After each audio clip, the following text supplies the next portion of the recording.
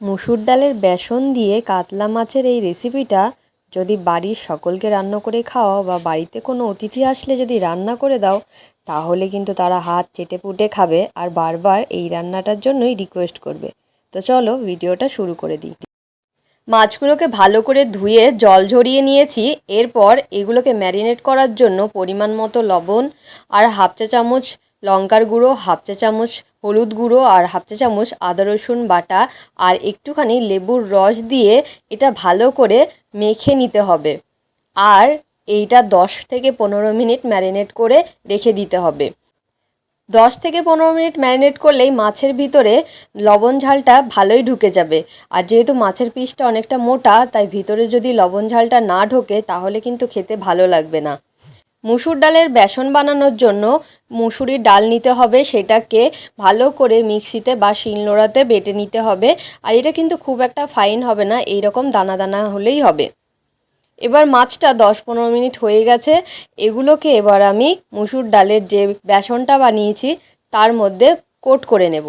তো এইভাবে আমি মাছগুলোকে এই বেসনের মধ্যে ভালো করে কোট করে নেব। তোমরা যদি চাও এই রকমভাবে কিন্তু কোটিং করে শুধু ফ্রাই করেও মাছগুলোকে খেতে পারো। আর আমি যেহেতু এটা রান্না করব, তাই সেই প্রসেসটা একটু আলাদা হবে। তো ভিডিওটা সঙ্গে থাকো আর দেখতে থাকো কিভাবে আমি এই অসাধারণ রেসিপিটা অনেক চটজলদি করে ফেলি। তো সব মাছগুলো আমি কোটিং করে নিয়েছি। এবার এগুলোকে ডিপ ফ্রাই করব। তো তেলটা ভালোই হিট হয়ে গেছে, দেখতেই পাচ্ছ ধোঁয়া উঠছে।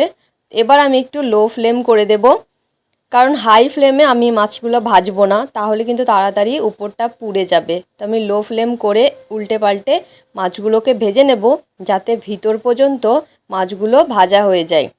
উপরের কোটিংটা তাড়াতাড়ি ভাজা হয়ে গেলে ভিতরটা কিন্তু কাঁচা হয়ে থাকবে। তো এইরকম উল্টে পাল্টে আমরা সব মাছগুলোকে ভেজে নেব। দেখতেই পাচ্ছ কত সুন্দর দেখতে হয়েছে। এগুলো কিন্তু তোমরা এমনিতেও সসের সাথে খেতে পারো। পরের যে মাছগুলো ছিল সব মাছগুলো আমি ভেজে নেব।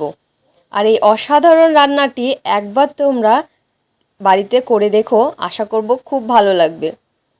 সব মাছগুলো আমি ভেজে নিয়েছি। চলো এবার রান্নার দিকে যাই। আবারও একটা কড়াই বসিয়ে দিলাম, আর ওই মাছ ভাজার তেলটাই আমি এখন রান্নার জন্য ব্যবহার করছি। এবার এর মধ্যে একটা লঙ্কা আর একটুখানি কালো জিরে ফোড়ন দিয়ে দিলাম। তারপর একটা পেঁয়াজ বাটা পুরোটা দিয়ে দিলাম, আর 1 চামচ আদা রসুনের পেস্ট দিয়ে ভালো করে মশলাটাকে কষিয়ে নেব। মশলা কষানো হয়ে গেলে টমেটো আর কাঁচা লঙ্কা বাটাটাও এর মধ্যে দিয়ে দেব। তারপর পরিমাণ মতো লবণ, লঙ্কার গুঁড়ো, হলুদ গুঁড়ো দিয়ে আবারও ভালো করে মশলাটাকে কষিয়ে নেব। তারপরে 1 চামচ জিরে গুঁড়ো দিয়ে দেব, আর মশলার মধ্যে অল্প পরিমাণে জল দিয়ে দেব, যাতে মশলাটা পুড়ে না যায়। তারপরে আমি একটুখানি কাশ্মীরি লঙ্কাটা অ্যাড করে দিয়েছি, যাতে তরকারি কালারটা অনেক সুন্দর হয়।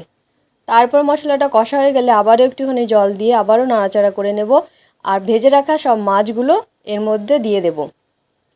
তারপর আবারও ভালো করে নাড়াচাড়া করে কয়েক মিনিট এগুলোকে ঢাকা দিয়ে রাখব। কয়েক মিনিট পর আবারও মাছগুলোকে একটু নাড়াচাড়া করে দেব। এবার এর মধ্যে পরিমাণ মতো জলটা অ্যাড করে দেব।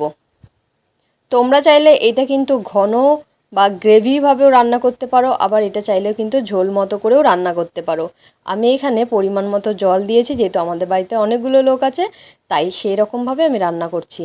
তো দেখো 10 মিনিট মতো ঢাকা দেওয়ার পর আমার রান্না অলরেডি রেডি হয়ে গেছে। এবার আমি সার্ভ করে দেব। তো আমার রেসিপিটা কেমন লাগলো অবশ্যই বলো, ভালো লাগলে অবশ্যই আমার চ্যানেলটা সাবস্ক্রাইব করে দিও, আমার ভিডিওটা লাইক করে দিও, পারলে শেয়ার করে দিও, আর এভাবে পাশে থাকো।